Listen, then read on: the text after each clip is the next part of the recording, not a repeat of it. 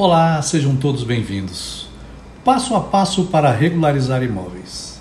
Esse é um dos grandes desafios de quem atua no direito imobiliário.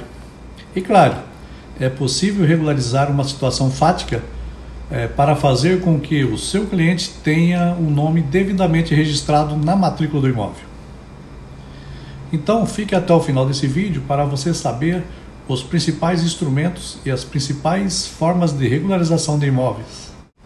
A primeira coisa que você precisa saber é, afinal de contas, o que é regularizar um bem imóvel? O que é essa tal de regularização? Nós sabemos que é muito comum uma pessoa que não tem um conhecimento jurídico, ela se dirige até um escritório e diz o seguinte: doutora, eu comprei um bem imóvel e agora eu preciso vender esse bem. Surgiu uma grande oportunidade, mas o comprador disse que eu não sou proprietário, eu não tenho como vender, transferir esse imóvel para ele. E agora? Pessoal, significa que provavelmente aquela pessoa tem apenas um contrato de gaveta. Não há na matrícula do imóvel nenhum registro demonstrando que aquela pessoa é a proprietária registral do imóvel. Então, o seu objetivo é regularizar essa situação, regularizar a propriedade de um bem imóvel. É fazer com que na matrícula do imóvel conste o nome do seu cliente. Então, qual é o passo a passo que você precisa fazer para, na prática, conseguir esse registro? Primeira coisa, quando você recebe um tipo de demanda, é verificar primeiro qual é o direito do seu cliente. O que o seu cliente quer? Ele quer regularizar um puxadinho lá na superfície superior de um imóvel? Ele quer regularizar o direito de usufruto? Ele quer regularizar a propriedade? E se ele se diz proprietário e apresenta apenas um documento particular, você precisa identificar o seguinte: o objetivo dele é a propriedade. Você já sabe qual então será a finalidade do seu trabalho. O segundo passo é identificar o seguinte: ele te apresenta então um contrato de gaveta, certo? O contrato de gaveta é nada mais, é nada menos do que um instrumento particular. Esse instrumento particular tem sim validade. Aqui você tem que analisar o seguinte: o valor da transação é superior ou não a 30 salários mínimos? Porque, pessoal, se for superior, só pode ocorrer por instrumento público.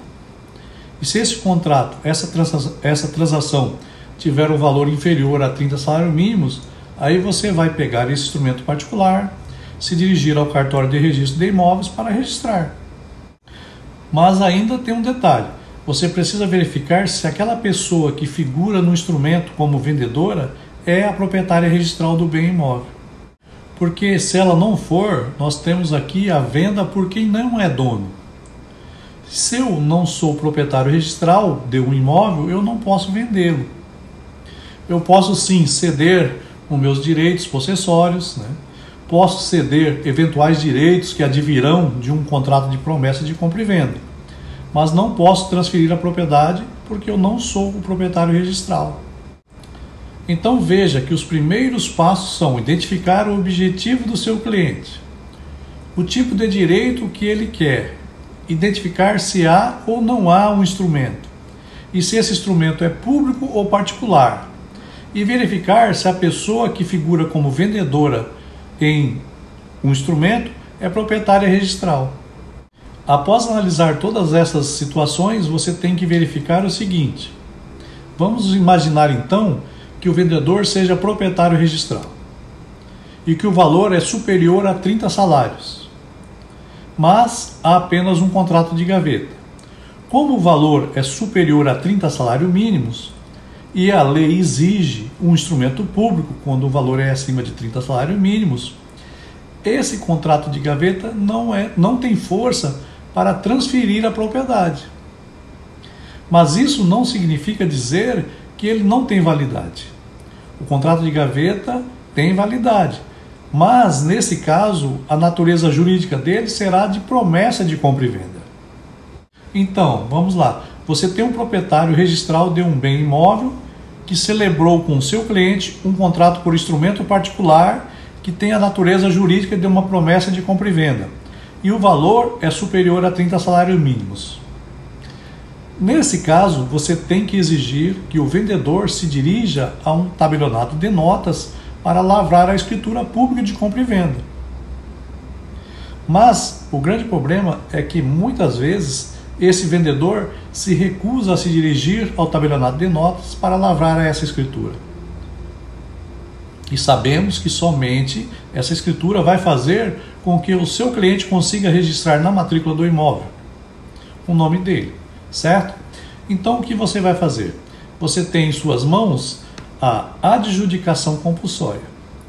Para você requerer uma adjudicação compulsória, você precisa ter uma promessa de compra e venda e você precisa ter a quitação dessa promessa de compra e venda.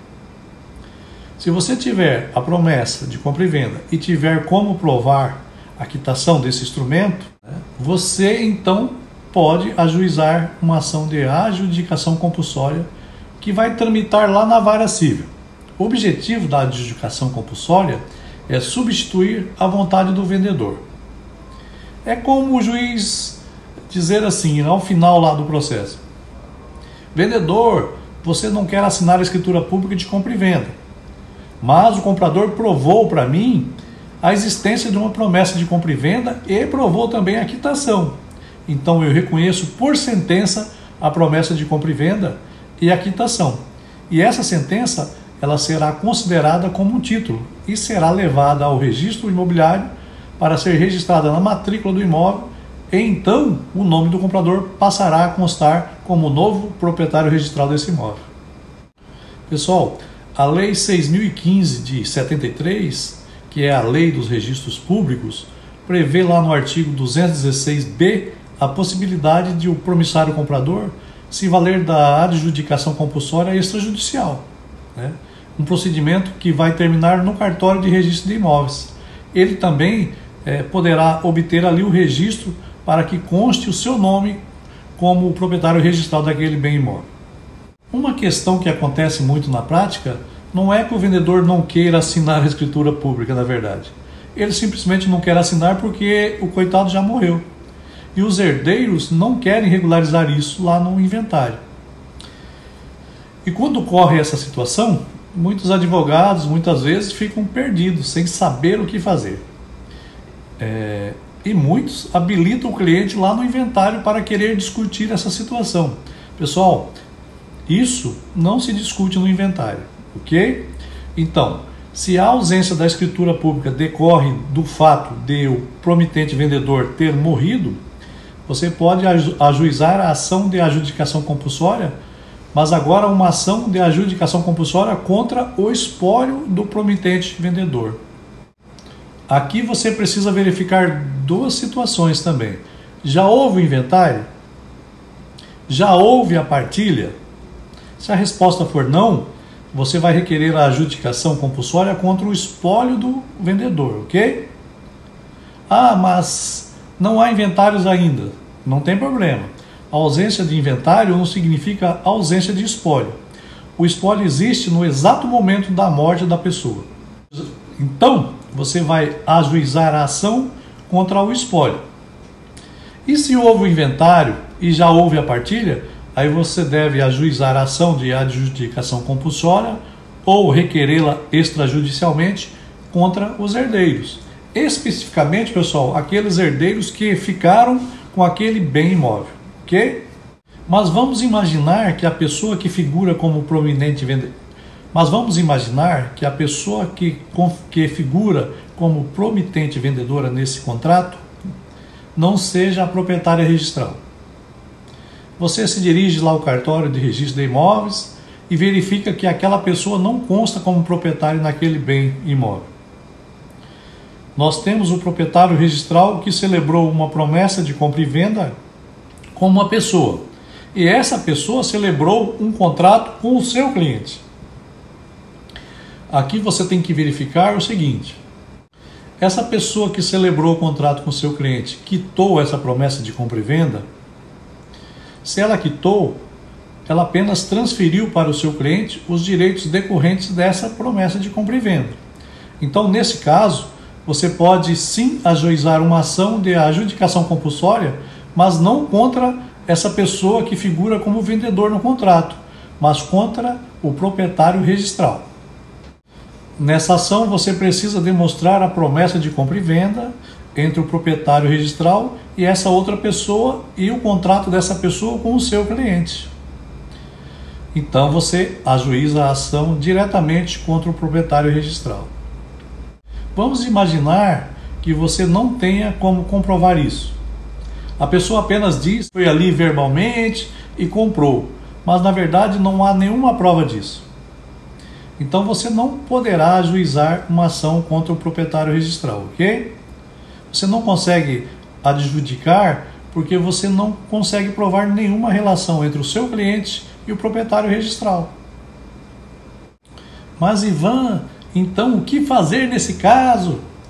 O que você vai fazer? Você vai ajuizar agora uma ação de uso capião. Mas claro, desde que você comprove o preenchimento dos requisitos da uso capião: posse mansa e pacífica, contínua, ininterrupta, o ânimo de dono e pelo prazo previsto em lei. Pode ser de 15 anos, de 10 anos, de 5 anos, 2 anos, conforme a modalidade de uso capião. E vale lembrar que a uso capião também pode ser requerida extrajudicialmente. Ok, pessoal? Então eu mostrei aqui duas formas de regularizar bens imóveis. As duas formas vão depender das particularidades do caso concreto. Então lembre-se disso. Seu objetivo na regularização de bens imóveis é fazer com o nome do seu cliente conste na matrícula do imóvel, e tudo vai depender do caso concreto. Se há ou não o instrumento, se ele é público ou particular, se há relação entre o seu cliente e a pessoa que figura como vendedora, ou se há a relação do seu cliente com a pessoa que figura como proprietária na matrícula do imóvel.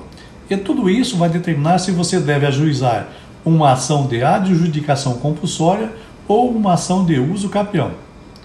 Ok? Se você gostou desse vídeo, dê o seu like, se inscreva no nosso canal. Te espero no nosso próximo vídeo. Fique com Deus. Ivan Delfino, o seu consultor imobiliário.